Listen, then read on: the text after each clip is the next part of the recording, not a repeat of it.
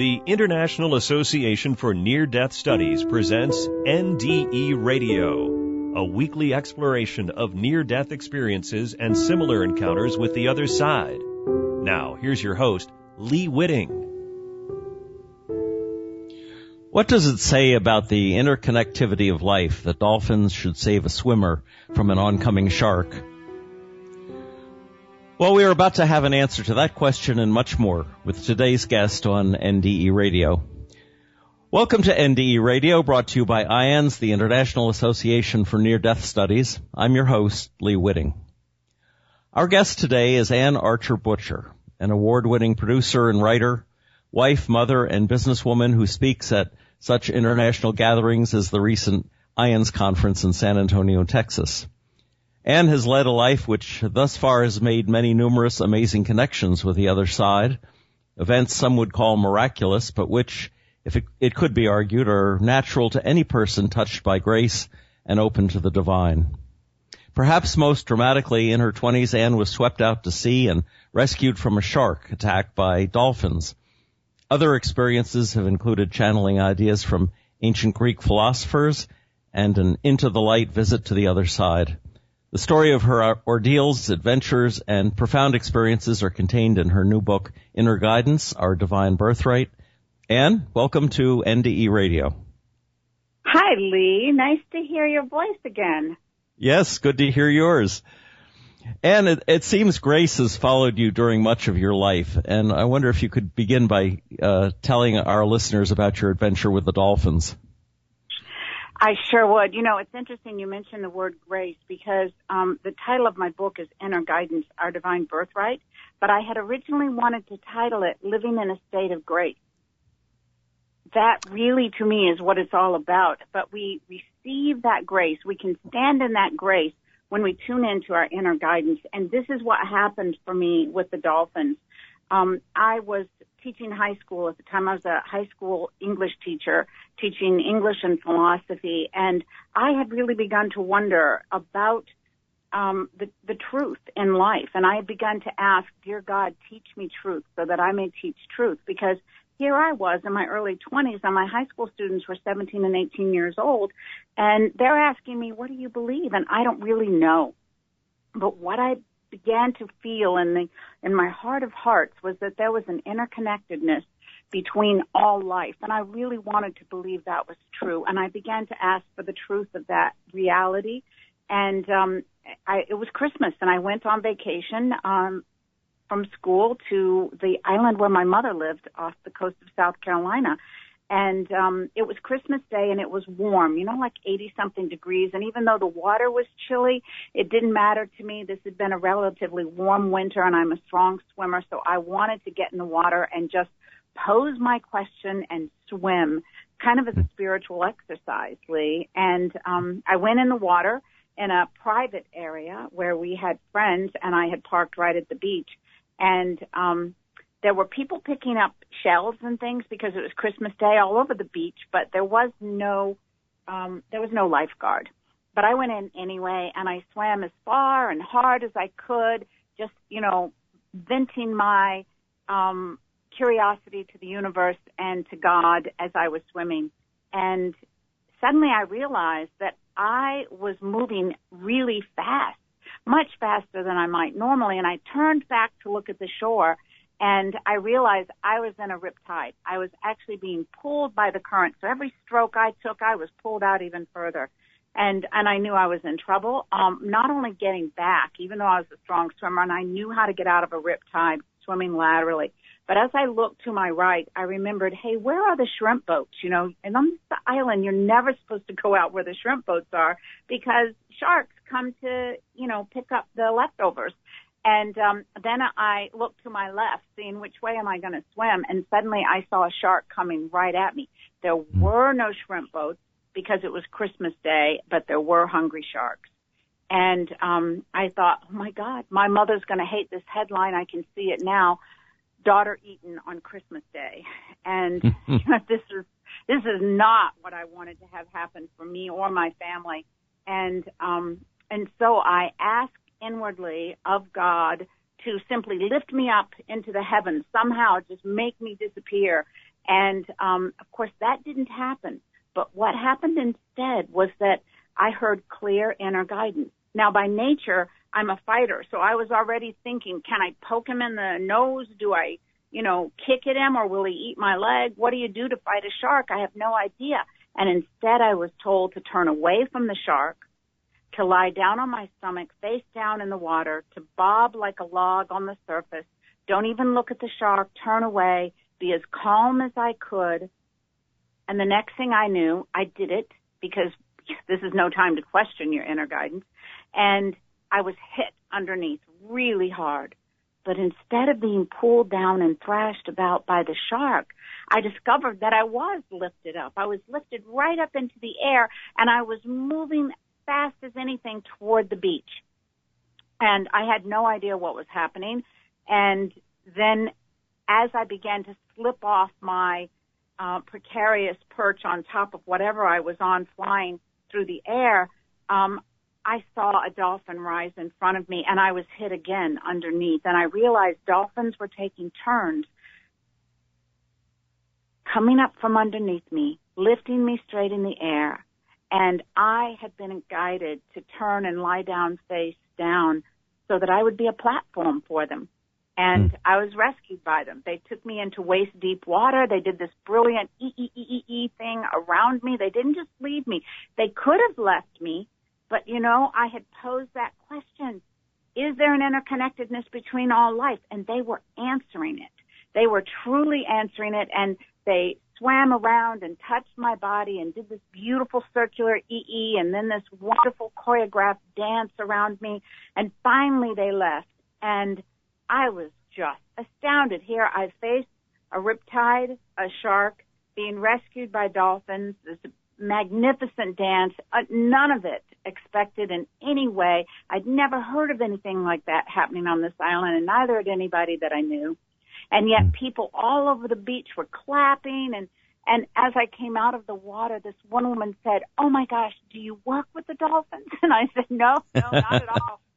And I said, they rescued me from the riptide because I had already changed my story. I didn't want to believe that was really a shark. It was too frightening for me. And an old man stepped forward and he said, those dolphins saved your life. There was a shark coming right at you. He was about to eat you. And I thought, yep, you're right. And I acknowledged the old man and said, you're right. And I said, I know they saved my life. First from the riptide and secondly from the shark. But when I left that beach that day, I was a completely changed person. I knew I had been touched by grace, and I knew that guidance had actually saved my life.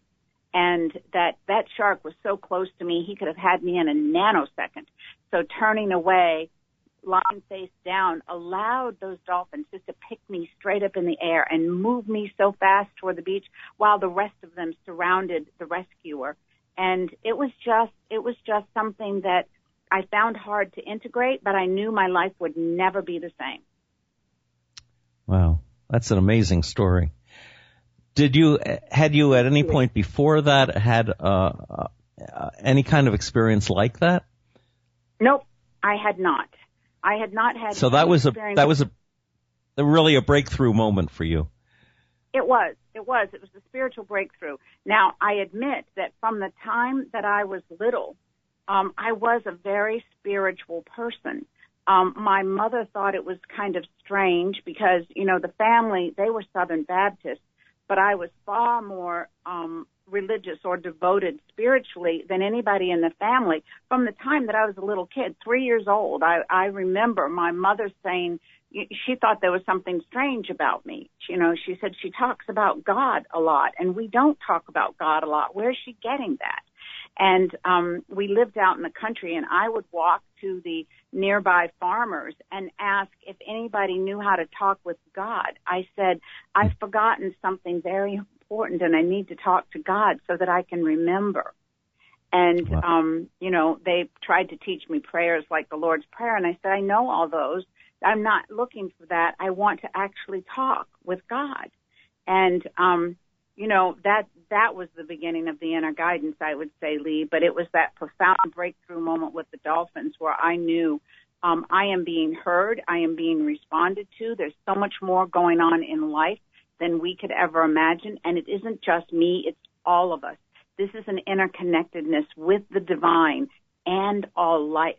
And that gave me a greater respect for everyone and all life, and the beauty of our connection, our divine connection that really will guide us in every moment, not just in the big and amazing things, but in the day-to-day experiences of life. Now, you were a school teacher at the point that the dolphins saved you.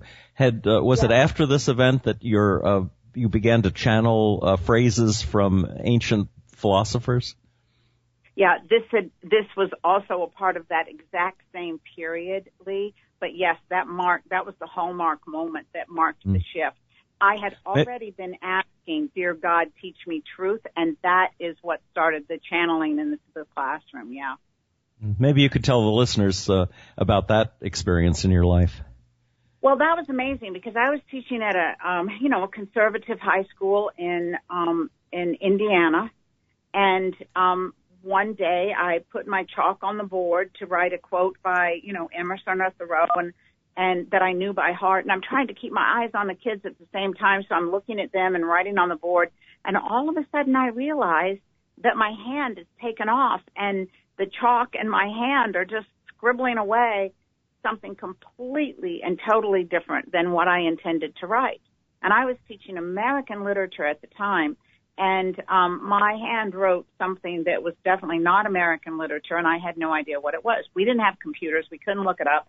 And so after this happened, class after class after class, I would find myself going to the board. All I had to do was pick up the chalk and walk toward the board. And the minute my chalk would hit that board, my hand would start writing things. And I gathered those up and sent them to a research librarian at Indiana University to say, "Can you find these quotes?" Because they were not signed. I find that so profoundly interesting that truth was not signed. I was asking for truth. It was coming through, but it wasn't signed. But yes, when they used the computers, they found the quotes. Here they were: Socrates, Plato, Aristotle. And I was like, what on earth is happening here? But my high school students were very astute. They knew something special was going on because they said that when that was happening, they suddenly will become quickened. They said the hair was standing up on their arms. They suddenly felt smarter, brighter, more aware. And when they would leave the classroom, what would happen was if they went to take a math test, instead of being the normal B that they might get, they suddenly were getting A's. And they realized they're smarter than they were before. And it's by being in the presence of whatever was pouring into that classroom, not me, but that flow of divine spirit.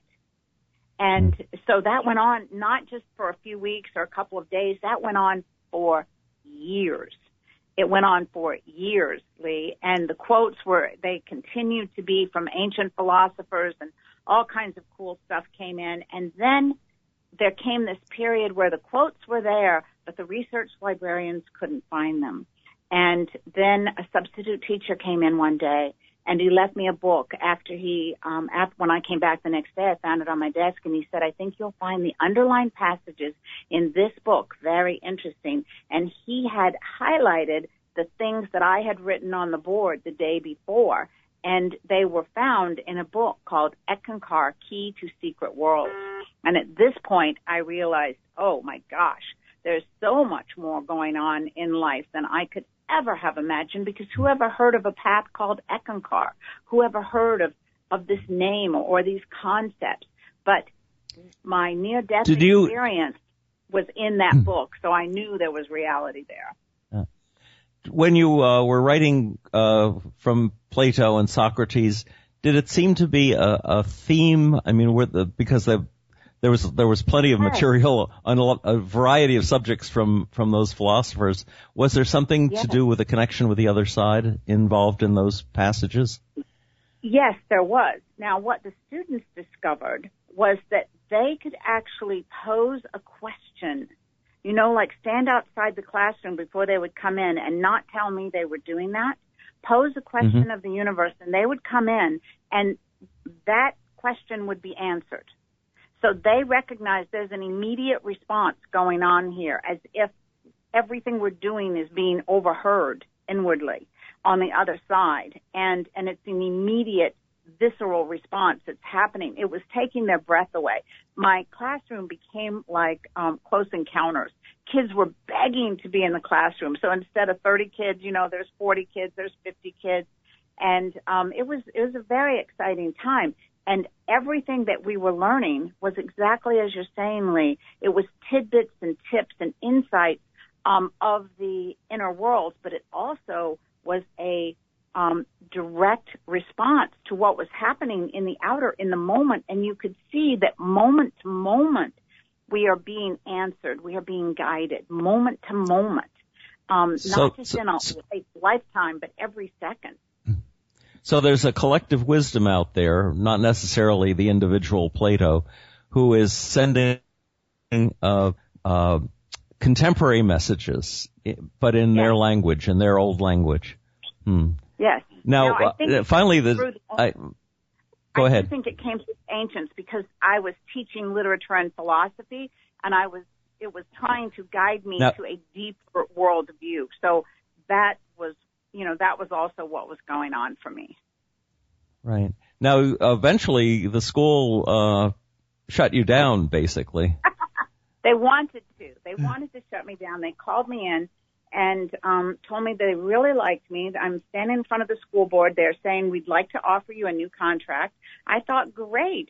They must be thinking I'm doing a fabulous job because most people don't get to be invited standing in front of the school board. But then it hit. Then they said, but you must stop all the extracurricular work that's going on in your classroom. We want you to stick with the curriculum. And I looked at them, and I loved my job so much. I loved that school. I wanted to say, okay, I'll do whatever you want. But my mouth now had a life of its own, Lee, and it said, oh, I wish I could say yes. I wish that I could do what you're asking. But if you understood what you were asking me, you would never ask it of me. I said, there are teachers here who are giving 30% of themselves or less, and I'm giving 1,000% more than I ever knew that I had available to give. I am giving, and you're asking me to give less.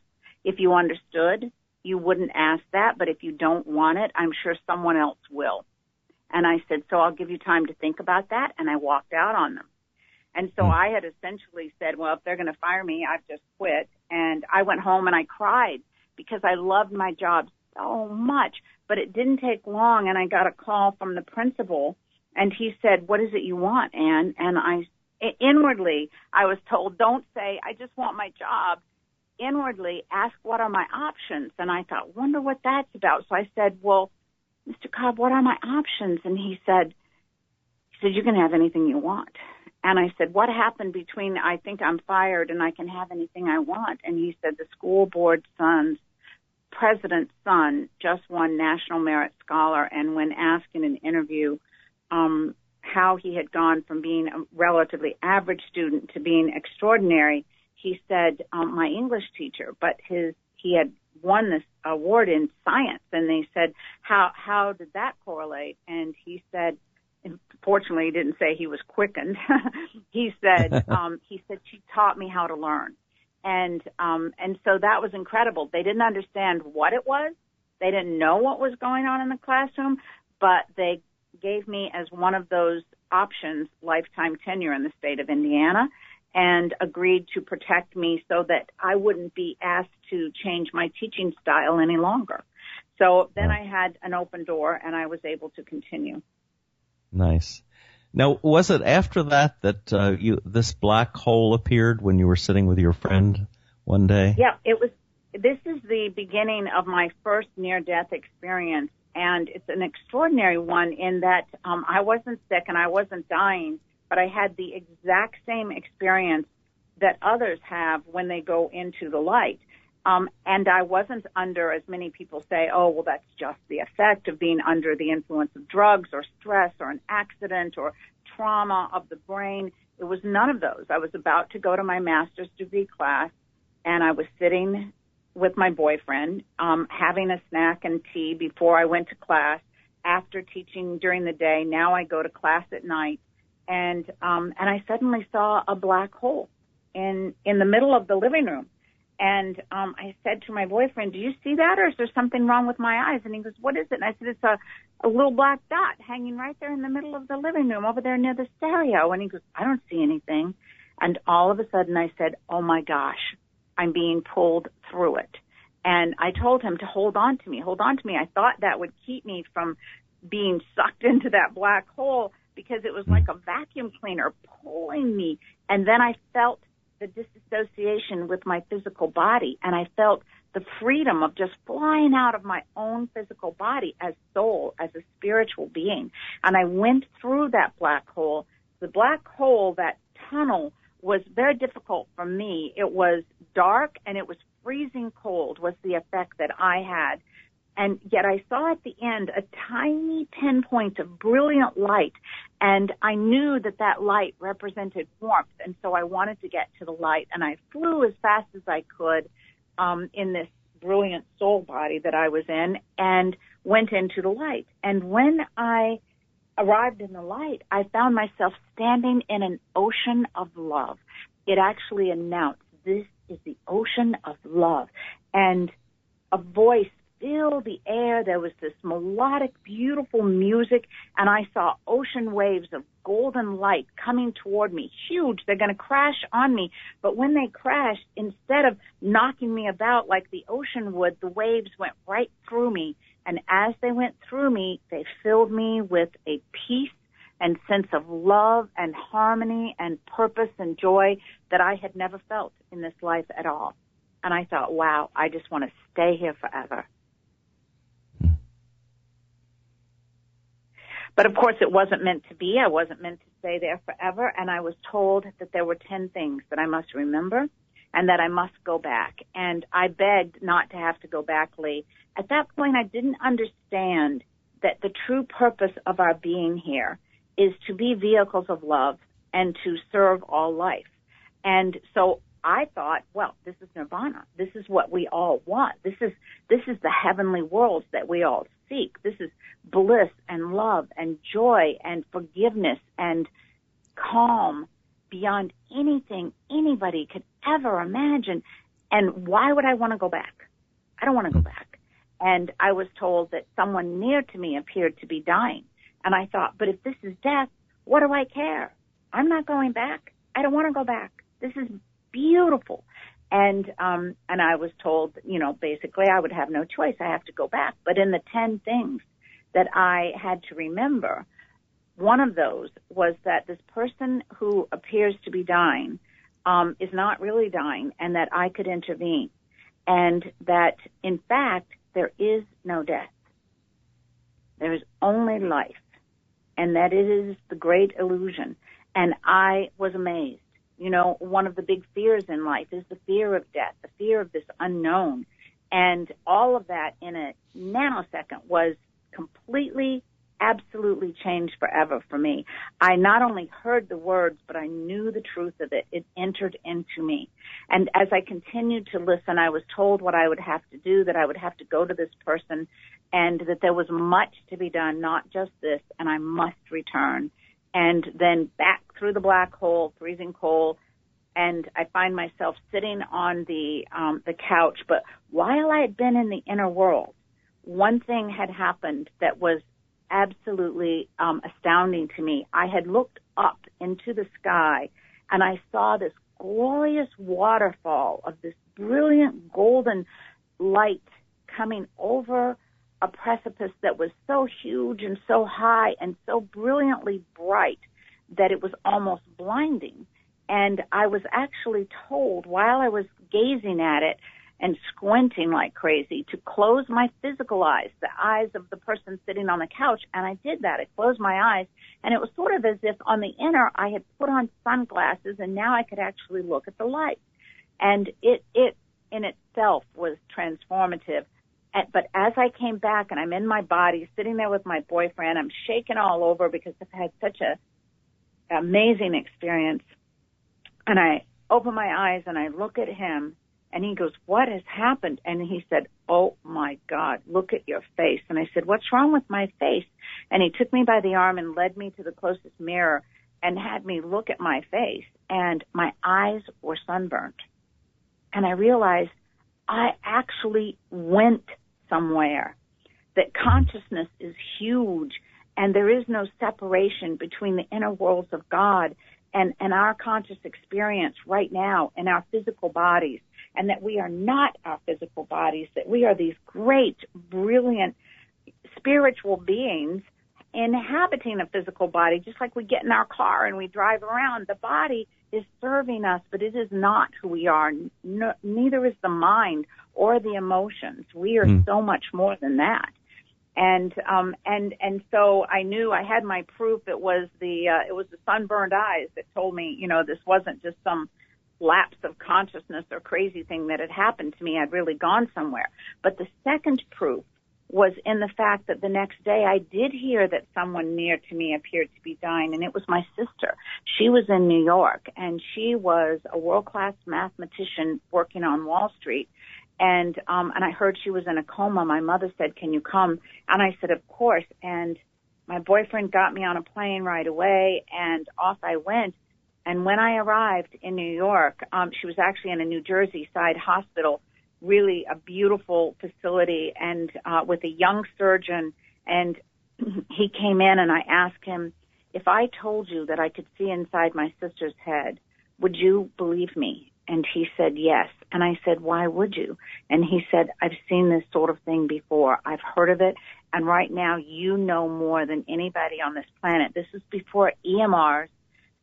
This was before you could have a CAT scan, not EMRs, or whatever that test MRIs. is that you do.